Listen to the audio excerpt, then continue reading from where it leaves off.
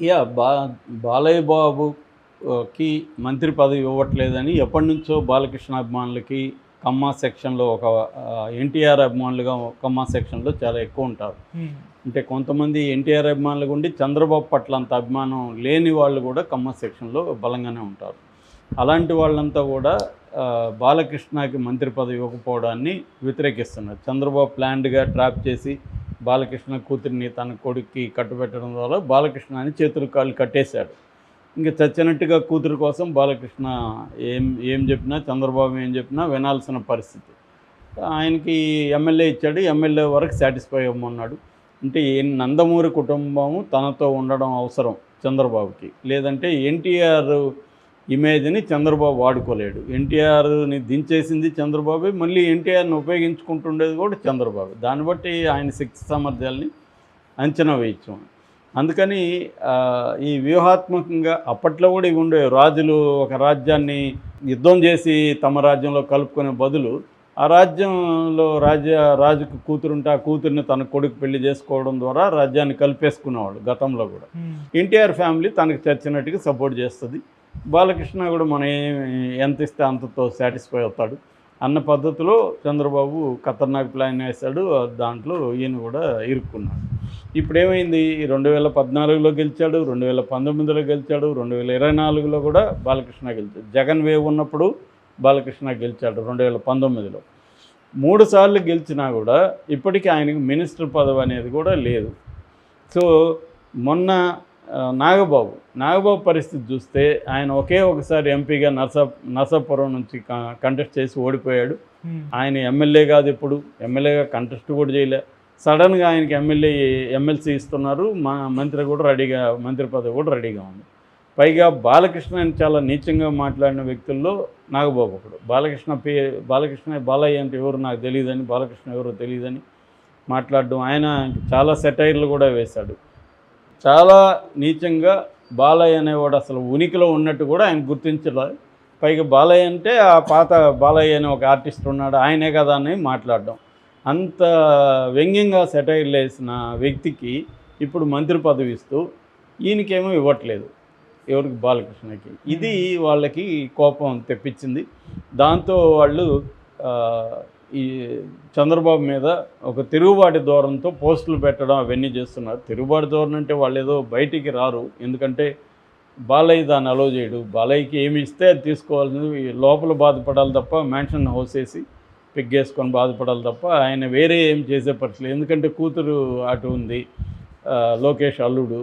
So దాన్ని ఆయన ఏమి చేయలేడు. రెండవది, చంద్రబాబు ఇప్పటివరకు ఏం చెప్తూ వచ్చాడంటే ఒకే ఫ్యామిలీలో ఎక్కువ రాజకీయ పదవులు ఉండడం కరెక్ట్ కాదనేది చంద్రబాబు చెప్తా వచ్చాడు. మరి అట్లా అనుకుంటే పవన్ కళ్యాణ్కి ఇచ్చి వాళ్ళ అన్నకి ఎందుకు ఇస్తున్నారు అనేది బాలయ్య బాబు ఫ్యాన్స్ అడుగుతున్నారు. ఇదే లాజిక్ ప్రకారం అయితే ఎందుకు ఇస్తున్నాను అంటే, వీళ్ళందరూ జగన్ అయినా చంద్రబాబు అయినా ఏంటంటే తమకు అనుకూలం ఉన్నప్పుడు అనుకూలమైన థియరీల్ని ముందుకు తీసుకొస్తారు. ఇప్పుడు జగన్ కూడా వాళ్ళ చెల్లెలకి ఎంపీ సీట్ ఇచ్చి ఉండొచ్చు, మంత్రి పదవి ఇచ్చి ఉండొచ్చు.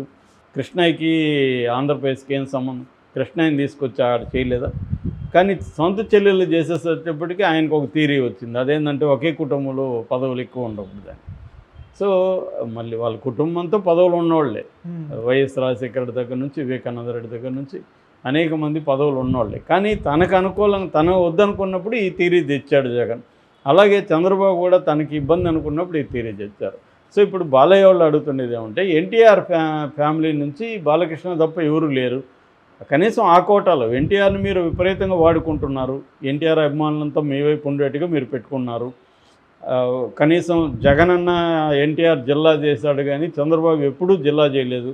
చంద్రబాబు ఎప్పుడూ సెంట్రల్ గవర్నమెంట్ తన కంట్రోల్లో ఉన్నప్పుడు ఎన్టీఆర్కి భారతరత్న ఇవ్వాలని ఎప్పుడూ డిమాండ్ చేయలేదు, తీసుకురాలేదు. తనకి అధికారం లేనప్పుడు మాత్రమే భారతరత్న గుర్తొస్తుంది చంద్రబాబుకి.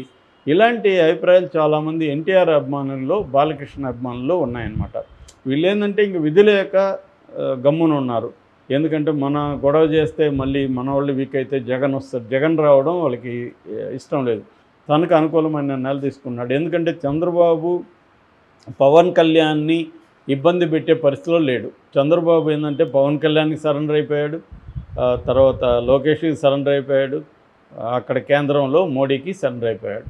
సో అందుకని చంద్రబాబు పవన్ కళ్యాణ్ని పవన్ కళ్యాణ్ గట్టిగా మా అన్నకి మంత్రి పదవి కావాలంటే ఇవ్వని పరిస్థితిలో చంద్రబాబు లేడు. ఎందుకంటే పవన్ కళ్యాణ్ మీద డిపెండ్ అయ్యి ఆయన మళ్ళీ ఎన్నికలకు వెళ్ళాలనేది ఆయన ప్లాన్. నిజానికి పవన్ కళ్యాణ్ సంబంధం లేకుండా ఈ గవర్నమెంట్ నడపగలరు. ఎందుకంటే 134 సీట్లు సొంతంగా తెలుగుదేశానికి వచ్చాయి. కానీ 134 రావడం వెనక పవన్ కళ్యాణ్ మోడీతో పొత్తు అనేదే ఇంపార్టెంట్. సో ఈ పొత్తు ఇప్పుడు పవన్ కళ్యాణ్ దూరం చేసుకుంటే పొత్తు పోతుంది. పొత్తు పోతే ఇతను ఓడిపోతాడన్న భయం చంద్రబాబుకు ఉంది. అందుకని పవన్ కళ్యాణ్కి ఎవరు ఇవ్వని ఇంపార్టెన్స్ చంద్రబాబు ఇస్తున్నాడు. పవన్ కళ్యాణ్కి ఉందా అంటే అనుమానమే. కానీ పవన్ కళ్యాణ్ చంద్రబాబు యొక్క వల్నరబుల్ కండిషన్ని, వీక్ పొజిషన్ని ఆయనకి పెట్టుకొని ఒక రకంగా బ్లాక్మెయిల్ చేసుకుంటూ వెళ్తున్నాడు.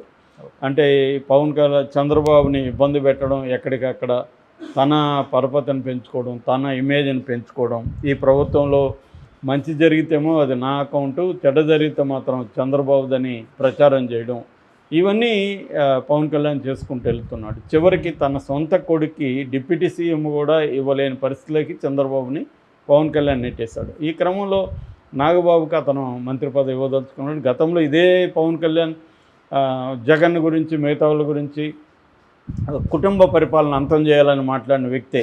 కానీ ఇప్పుడు మళ్ళీ అతనికి అవసరం కాబట్టి అతని అన్నని తీసుకొస్తున్నాడు. ఇక్కడ ఇప్పుడు బాలకృష్ణ ఫ్యాన్స్కి చాలా కోపం వస్తుంది. అయినా వాళ్ళు ఏమీ చేయలేరు, నిస్సహాయతను వ్యక్తం చేయడం తప్ప అంతకంటే వాళ్ళు చేసేది కూడా ఏముండదు. బాలకృష్ణ ఫ్యాన్స్ తిరగబడ్డమో లేకపోతే చంద్రబాబుకి వ్యతిరేకంగా రెబల్గా మారడమో ఏమీ చేయలేరు. ఎందుకంటే బాలకృష్ణ చేయలేని పరిస్థితి ఆయనకుంది. ఇది తెలుసు కాబట్టి చంద్రబాబు బాలకృష్ణకి ఇంతకంటే ఎక్కువ అవసరం లేదు అని